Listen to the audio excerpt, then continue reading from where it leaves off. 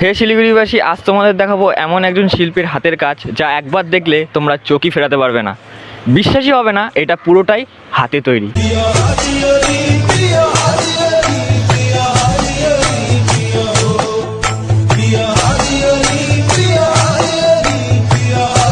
আচ্ছা, বলছিলাম এই কাজটা কত বছর ধরে চলছে? 40-42 বছর হবে।